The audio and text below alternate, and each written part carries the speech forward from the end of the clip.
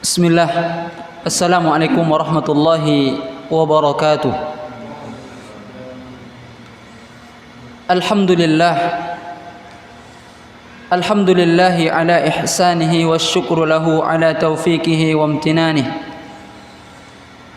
Wa ashhadu an la ilaha illallah wahdahu la syarika lah ta'ziman li sya'nihi. Wa ashhadu anna Muhammadan 'abduhu wa rasuluhu ad-da'i ila ridwanihi. Allahumma salli ala nabiyyina Muhammad wa ala alihi wa ashabihi wa man tabi'ahum bi ihsanin ila yaumiddin, amma ba'd. Rabbi shrah li sadri wa yassir li amri wahlul 'uqdatam min lisani yafqahu qawli. Ma'asyiral muslimin wal muslimat rahimani wa rahimakumullah. Alhamdulillah, segala puji hanya milik Allah tabaraka wa taala yang telah menciptakan langit dan bumi beserta isinya. Salawat dan salam mudah-mudahan senantiasa tercurahkan kepada Rasulullah sallallahu alaihi wasallam, kepada keluarga beliau, sahabat-sahabat beliau tanpa terkecuali. Ma'asyiral muslimin wal muslimat rahimani wa rahimakumullah. Insyaallah taala pada kesempatan kali ini kita akan membahas tentang fikih yang berkaitan dengan puasa. Karena tinggal beberapa pekan lagi, kalau Allah Subhanahu wa taala izinkan kita akan bertemu dengan bulan Ramadan. Maka di antara bekal yang harus kita miliki sebelum kita berjumpa dengan bulan Ramadan adalah ilmu-ilmu yang berkaitan dengan puasa pada bulan tersebut.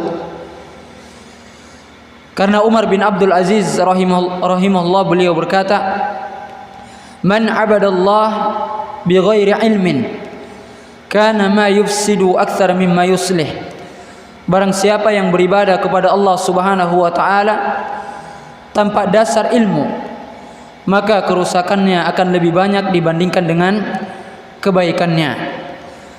Maka tentunya di antara bekal yang harus kita miliki, di antara bekal yang harus kita persiapkan sebelum kita bertemu dengan bulan yang agung, hendaknya kita mempunyai ilmu berkaitan dengan masalah puasa di bulan Ramadan. Naam. Maka poin yang pertama kali yang harus kita pahami bersama adalah tentang apa yang dimaksud dengan puasa. Para ulama menjelaskan kepada kita bahwasanya puasa secara bahasa maknanya adalah al-imsak. Al-imsak anis syai', menahan dari segala sesuatu. Menahan dari sesuatu. Inilah yang dimaksud dengan makna puasa secara bahasa. Namun tentunya pengertian secara bahasa ini masih bersifat umum. Bisa saja menahan di sini seseorang menahan dari makan dan minum atau menahan dari berbicara. Sebagaimana yang dikatakan oleh Maryam dalam Al-Qur'an, "Inni nadzartu lirrahman shauma." Sesungguhnya aku bernazar berpuasa untuk Rabb yang Maha Pemurah. Dan makna berpuasa di sini adalah maknanya menahan berbicara. Sebagaimana lanjutan ayat ini, falan ukallimal yauma insiya. Maka aku tidak akan mengajak berbicara seseorang pun pada hari ini. Subhanallah. Maka secara bahasa maknanya adalah menahan. Seseorang menahan dirinya dari sesuatu. Ini pengertian secara bahasa. Adapun pengertian puasa secara istilah, para ulama menjelaskan yang dimaksud dengan puasa secara istilah adalah at-ta'abbudu lillahi subhanahu wa ta'ala bil imsaki anil akli wasyurbi wa sa'iri al-mufattirat min tulu'il fajri ila ghurubis syams. Kata para ulama, yang dimaksud dengan puasa secara istilah adalah seseorang beribadah kepada Allah dengan dia menahan diri dari makan dan minum dan dari semua pembatal-pembatal puasa dari terbitnya fajar. Maknanya dari masuknya waktu sholat subuh sampai terbenamnya matahari. Inilah makna puasa. Dan ini adalah pendefinisi puasa yang sangat lengkap.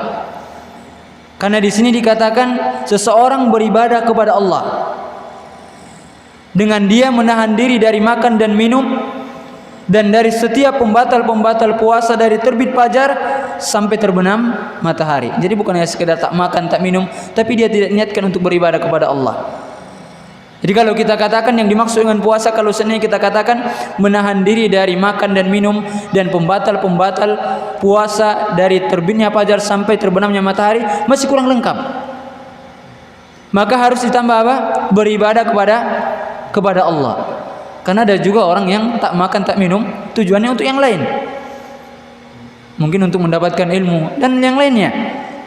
Maka harus ditambah apa? Beribadah kepada Allah.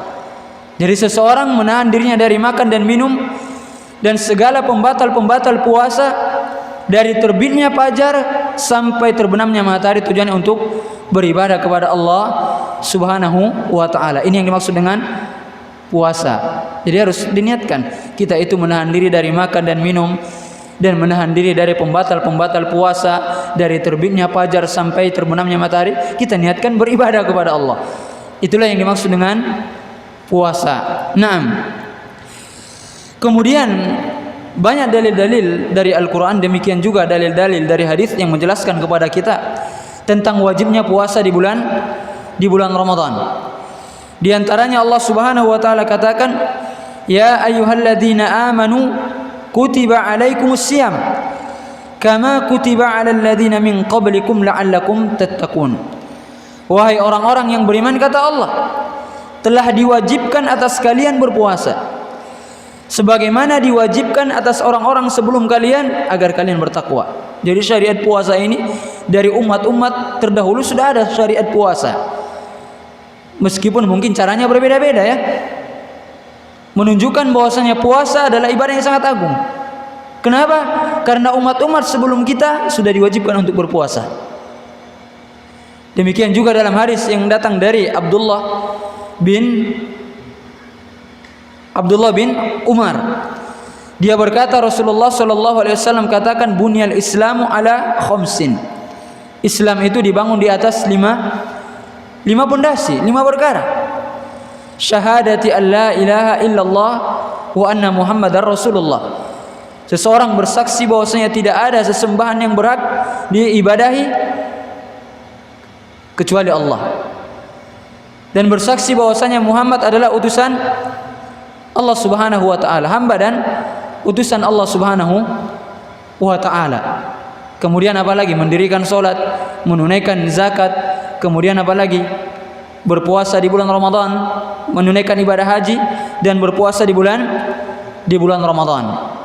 Demikian juga dalam hadis yang datang dari Talha bin Ubaidillah. Dalam hadis tersebut, suatu ketika datang seorang laki-laki dari Arab Badui, seorang Arab Badui. Dia bertanya kepada Rasulullah sallallahu alaihi wasallam, "Akhbirni bima faradallahu alayya minas siyam." Wahai Rasulullah, kabarkan kepadaku apa saja puasa yang wajib untuk aku lakukan. Maka Rasulullah sallallahu alaihi wasallam katakan, "Syahrul Ramadan." Yang wajib engkau lakukan dari puasa adalah puasa di bulan Ramadan. Illa an tatawwa syai'a. Adapun yang lain itu hukumnya sunnah.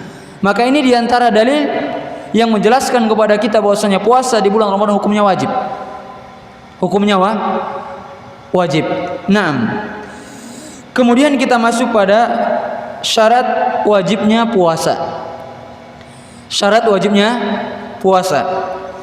Sebagian para ulama mengatakan bahwasanya syarat wajibnya puasa ada 4. Yang pertama Islam, yang kedua balik, kemudian yang ketiga berakal, kemudian yang keempat seseorang yang mampu untuk melakukan ibadah puasa. Yang pertama adalah di antara syarat wajibnya berpuasa orang muslim, Islam. Adapun orang kafir, dia tidak dituntut untuk berpuasa di dunia, tapi tetap dia dihukum pada hari kiamat. Karena orang-orang kafir, kalaupun seandainya mereka ikut berpuasa dengan kita di bulan Ramadan, tidak akan Allah terima dari mereka. Mereka hanya mendapatkan lapar saja. Mereka hanya mendapatkan haus saja. Kalaupun seandainya di antara mereka ikut berpuasa dengan kita. Karena Allah tidak akan menerima amalan dari seseorang yang dia tidak masuk ke dalam agama Islam. Masuk ke dalam agama Islam dulu baru amalannya diterima. Maka bukan berarti selain Islam dia tidak wajib berpuasa, maknanya dia tidak dihukum ketika meninggalkan puasa. Memang di dunia dia tidak dituntut untuk berpuasa, namun di akhirat dia tetap mendapatkan hukuman. Kenapa tak berpuasa? Kenapa tak mau masuk ke dalam agama Islam sehingga bisa berpuasa? Ini yang pertama, al-Islam. Jadi orang kafir nggak usah disuruh puasa di bulan Ramadan. Ajak dulu dia masuk ke dalam agama Islam, baru disuruh puasa. Kemudian yang kedua, al-balik. Orang yang sudah balik. Maka anak-anak kecil tidak sah bagi dia, tidak sah puasanya. Tetapi kalau seandainya anak-anak tersebut sudah tamyiz, kalau dia berpuasa, puasanya sah. Yang dimaksud dengan anak-anak tamyiz, dia sudah mengetahui ini baik, ini buruk, ini mudarat, ini manfaat. Itu yang dimaksud dengan anak-anak yang sudah tamyiz. Sudah paham ya? Yang dimaksud dengan tamyiz, dia sudah bisa bedakan, oh ini baik, ini buruk, ini bahaya, ini tidak. Maka anak yang sudah tamyiz ketika dia berpuasa, puasanya sah. Tapi kalau anaknya masih anak kecil, belum sampai usia tamyiz, kalau dia berpuasa tak sah puasanya, karena dia belum mengetahui apa-apa. Tak tahu dia ini baik, ini buruk, ini bahaya, ini tidak. Bisa dipahami ya? Dan sebagian para ulama mengatakan di antara tanda-tanda orang yang sudah balik, di antaranya adalah keluarnya mani. Baik keluarnya mani dengan sadar atau tidak sadar. Maknanya entah ketika dia mimpi basah kemudian keluar mani, atau ketika dia sadar keluar mani. Ini di antara tanda seseorang sudah balik. Demikian juga tumbuhnya bulu di kemaluan. Ini juga di antara tanda seseorang sudah balik. Adapun tanda yang khusus untuk wanita ketika keluar darah haid dan hamil. Ini sudah jelas, kalau ada seorang akhwat sudah haid berarti sudah balik. Kalau dia sudah bisa hamil berarti sudah balik. Maka sebagian ulama Asy-Syafi'iyah mereka katakan kalau seandainya tanda-tanda ini tak kita dapatkan, padahal udah besar, tapi tanda ini tidak kita dapatkan pada dirinya, maka ulama Syafi'iyah mereka mematokkannya dengan umur. Kalau sudah 15 tahun dia dinilai balik. Ini madhab Asy-Syafi'iyah. Bisa dipahami ya? Jadi kalau seandainya tanda-tanda tadi tak didapati, tidak keluar mani, tidak ihtilam, demikian juga tidak tumbuh bulu di kemaluan, demikian juga seorang akhwat tidak haid, tidak hamil, maka ulama Syafi'iyah mereka mematokkan dengan umur. Kalau sudah 15 tahun berarti sudah balik. Allahu ta'ala alam. Ini menurut ulama Asy-Syafi'iyah. Jadi orang yang belum balik tak wajib puasa. Makanya anak kecil kalau puasa tak sah puasanya. Tapi kalau dia sudah tamyiz, sudah bisa membedakan ini baik, ini buruk, sah puasanya kalau dia berpuasa. Ini yang kedua. Kemudian yang ketiga, al-akil, seorang yang berakal. Jadi kalau orang gila tak wajib dia puasa. Kalau ada orang gila tak wajib dia puasa. Antum nggak usah suruh dia berpuasa, ayo puasa sekarang bulan Ramadan, nggak usah disuruh. Dia gila, tidak berakal. Tidak wajib bagi dia puasa. Sebagaimana yang dijelaskan oleh Rasulullah sallallahu alaihi wasallam, rufi'a al-qalam an thalatha. Pena itu diangkat dari 3 orang. Maknanya tak dihukumi dia, tak dihisab dia. Yang pertama, anin naim hatta yastaiqid. Dari seseorang yang tidur sampai dia bangun. Jadi orang yang tidur, apapun yang dia lakukan ketika tidur tak dihisab dia, karena dia tidak sadar. Tapi orang yang ketiduran dari sholat misalnya, kalau bangun langsung dikerjakan sholat yang ditinggalkan. Tetapi selama dia masih tidur, catatan diangkat darinya. Jadi orang yang tidur sampai dia bangun. Tapi bukan berarti ketika seorang misalnya kelewatan sholat subuh misalnya ya, kemudian dia bangun, tak wajib bagi dia untuk mengerjakan sholat subuh. Pas bangun langsung kerjakan sholat subuh yang kita tinggalkan. Atau misalnya seseorang ketiduran, belum sholat zuhur, ketiduran. Maka ketika dia bangun, wajib bagi dia untuk mengerjakan sholat zuhur yang dia tinggalkan. Namun ketika dia tidur, dia tidak dihisab. Pena diangkat darinya. Kemudian yang kedua, wa anis sabi hatta yahtalim, dari anak kecil sampai dia mimpi basah, sampai dia mengeluarkan mani. Jadi kalau anak kecil tak dihisab mereka. Insyaallah ya, kalau mereka belum berakal, masih anak kecil tak dihisab. Ketika mereka tak mengerjakan sholat, ketika mereka tidak melakukan ketaatan, mereka tidak dihisab karena masih kecil. Kita ini yang dihisab nih, yang udah berjenggot ya kan, yang sudah apa lagi, sudah keluar mani, yang sudah balik, dihisab kita. Kemudian wa anil majnun hatta yaqil, kemudian orang yang gila sampai dia berakal. Jadi orang gila tidak dihisab, ikhwan. Orang gila tidak dihisab. Ini syarat wajib yang ketiga.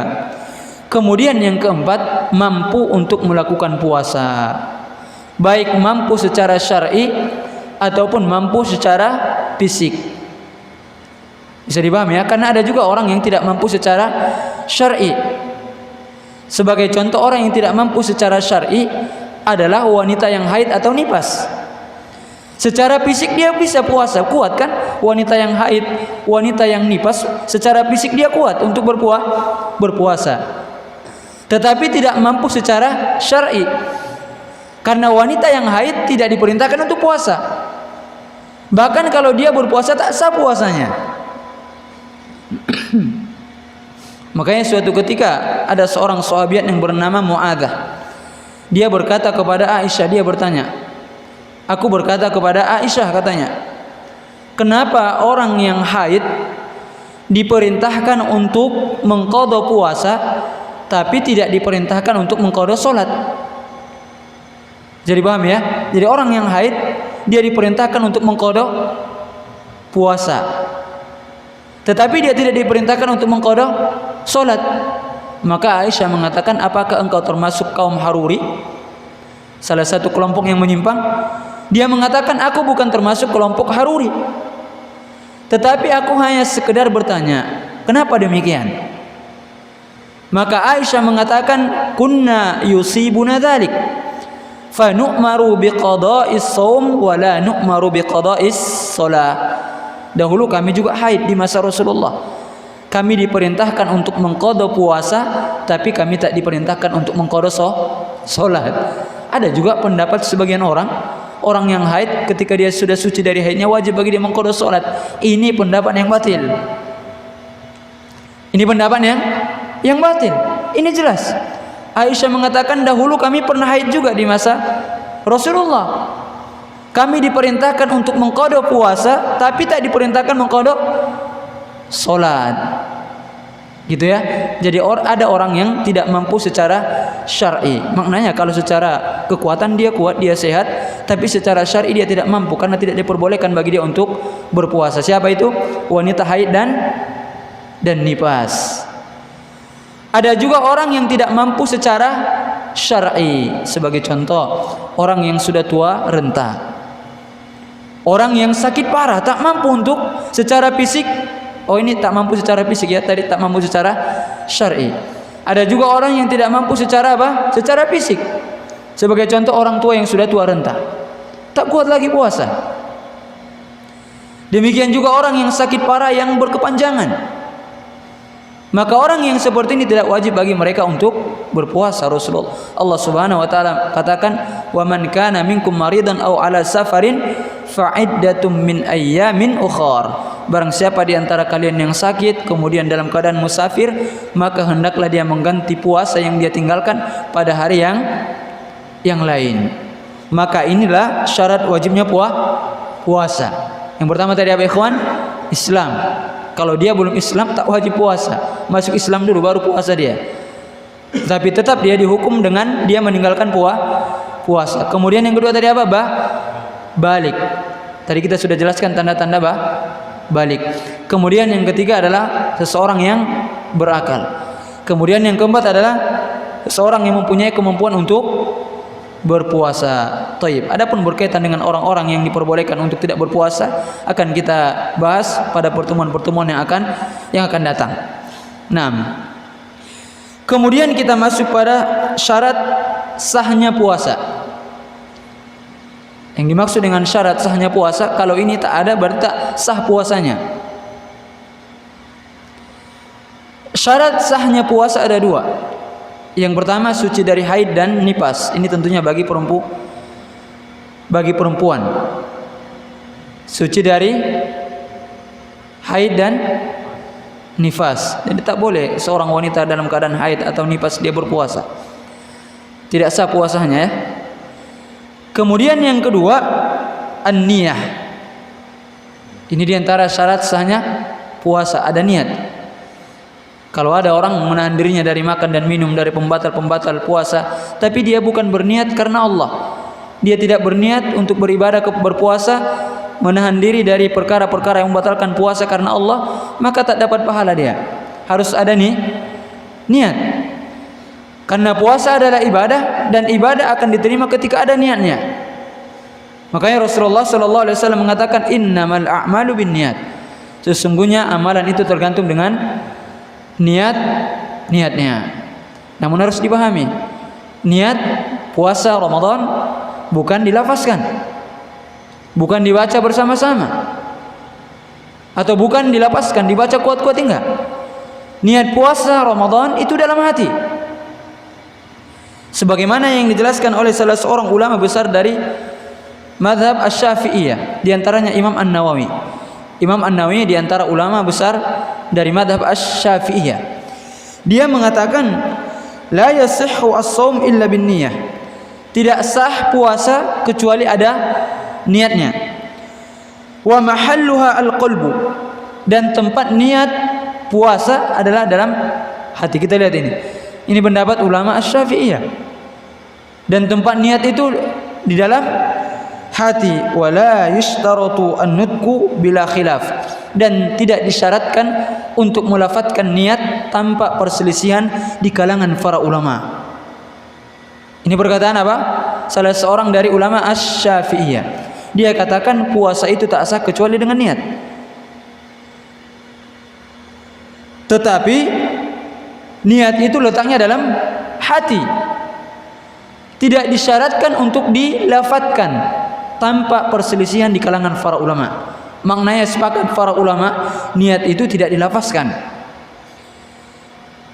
Niat itu cukup di dalam hati. Karena yang dimaksud dengan niat adalah seseorang bertekad untuk melakukan sesuatu. Maka ketika seseorang misalnya ingin melakukan sesuatu, kemudian dia melakukan sebab-sebabnya, itu sudah niat namanya. Sebagai contoh tadi, kita mau sholat maghrib. Kita lihat, oh ini jam udah mau adzan ini. Kemudian kita mandi, kemudian kita berwudu, kemudian kita menggunakan pakaian sholat. Itu sudah niat mau sholat namanya.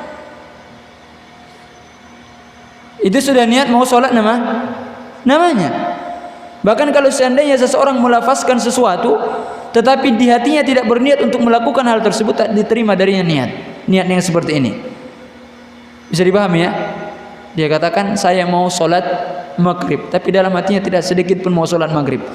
Tak sah niatnya. Maka niat itu di dalam hati. Sepakat para ulama. Tapi ulamanya di sini ulama siapa? Ulama salaf. Gitu ya. Jadi sepakat para ulama, para sahabat, para tabi'in, para tabi'ut tabi'in bahwasanya niat itu letaknya dalam hati. Jadi di antara syarat sahnya puasa adalah niat. Dan niat ini harus ada sebelum masuk waktu subuh. Makanya Rasulullah sallallahu alaihi wasallam mengatakan, "Man lam yujmi' as-siyam qabla al-fajr fala siyama lahu."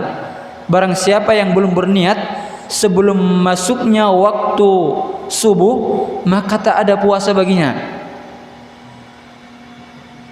Dan niat ini kata para ulama harus ada semenjak terbenamnya matahari sampai sebelum apa? Masuknya waktu sholat subuh. Jadi di malam hari itu niat itu harus sudah ada. Kita mau puasa. Tapi tidak perlu misalnya habis sholat tarawih kan kita baca sama-sama nawaitu shauma ghadin dan lain sebagainya. Tidak perlu dibaca sama-sama. Karena niat itu letaknya dalam hati. Ketika antum misalnya jam 4 bangun mau makan, itu sudah niat namanya. Antum mau puasa besok. Ketika kita misalnya bangun, kita cuci tangan, kemudian kita makan, kita minum, itu sudah niat namanya. Kita sudah niat untuk melakukan puasa besok. Jadi tidak perlu lagi harus dibaca-bacakan niatnya. Dan niat ini harus ada sebelum masuk waktu subuh, atau kalau dalam istilahnya sebelum terbit fajar. Maknanya sebelum terbit fajar di sini adalah sebelum masuk waktu sholat subuh. Jadi patokannya bukan ini ya, bukan adzannya, tapi waktu sholatnya. Karena ada juga di sebagian tempat misalnya sholat subuhnya mungkin terlambat 5 menit atau 10 menit. Bukan ini patokannya, tapi waktu sholat subuhnya. Jadi kalau seandainya ketika kita makan sahur misalnya kita lihat waktu jadwal sholat sudah masuk waktu sholat subuh, tapi misalnya di tempat kita adzan belum dikumandangkan karena terlambat mungkin muadzinnya, atau semua orang masih sibuk sahur sehingga tak ada yang adzan ke masjid, maka mana yang kita ikuti, adzan atau waktu sholat? Waktu sholat.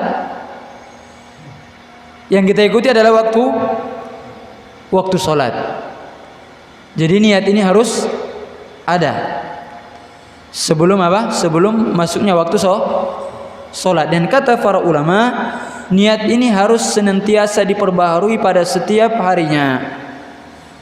Meskipun ada sebagian para ulama mengatakan boleh berniat sekali aja di awal bulan Ramadan berpuasa 1 bulan, sudah boleh katanya. Ini pendapat yang kurang tepat. Yang tepat adalah setiap hari harus diperbaharui niatnya. Kita berpuasa pada hari itu. Bisa dipahami ya? Jadi niat itu harus ada sebelum masuk waktu sholat subuh. Jadi ini diantara syarat sahnya puasa. Jadi niat itu enggak mesti harus dilafazkan ya. Jadi tidak perlu kita sama-sama baca. Biasanya di sebagian tempat mengucapkan niat ini biasanya habis sholat tarawih kan sama-sama dipimpin oleh imamnya, misalnya nawaitu shauma ghadin an ada dan macam-macam. Saya sudah enggak hafal lagi niatnya karena tak pernah diamalkan lagi. Kalau dulu hafal ya kan, karena takut tak sah puasanya kalau tak hafal niatnya. Jadi cukup niat itu dalam hati. Ya kan namanya aja niat, berniat, bertekad melakukan sesuatu, itu arti niat. Jadi ketika seseorang sudah bertekad untuk melakukan sesuatu, sebagai contoh tadi pas subuh jam 4 dia bangun untuk makan sahur, itu sudah niat namanya. Itu sudah niat namanya. Nah, masih lama ini waktu salat Isya. Berapa menit lagi? Hah? 15 menit lagi. Thayyib. Kemudian berkaitan dengan imsak. Kapan batas akhir kita untuk makan dan minum? Ya kan? Kapan batas akhir kita makan dan minum? Batas terakhir kita untuk makan dan minum adalah setelah masuknya waktu sholat. Jadi kalau waktu sholat sudah masuk, tak boleh lagi kita makan dan minum. Adapun sebelum masuk waktu sholat, maka antum masih boleh makan dan minum. Makanya tadi kan kita jelaskan makna puasa apa tadi, masih teringat antum? Beribadah kepada Allah Subhanahu wa ta'ala dengan menahan diri dari makan dan minum, dan pembatal-pembatal puasa sejak terbitnya fajar. Kita lihat ya, sejak terbitnya apa? Fajar. Sejak apa? Masuk waktu sholat subuh sampai terbenamnya matahari. Tadi dikatakan setelah masuknya waktu imsak. Kita ada ya.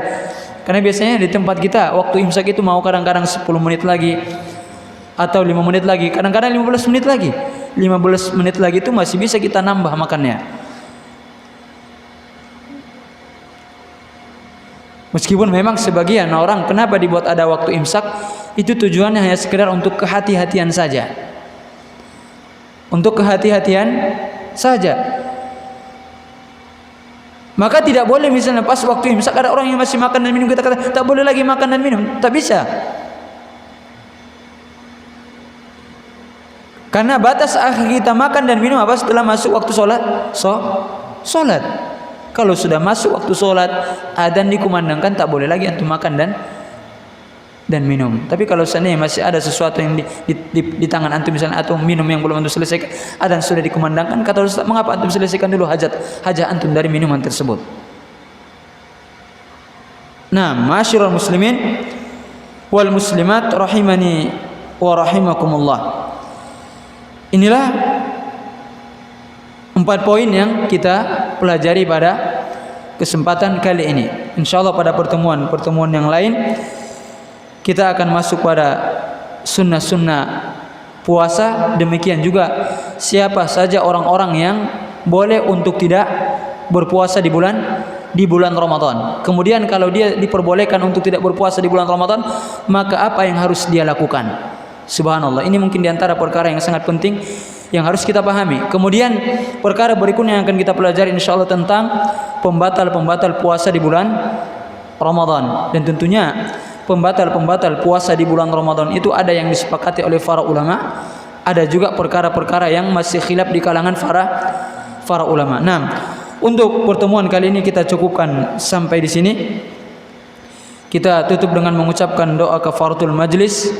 Subhanaka Allahumma wa bihamdika asyhadu an la ilaha illa anta astaghfiruka wa atubu ilaik. Assalamualaikum warahmatullahi wabarakatuh.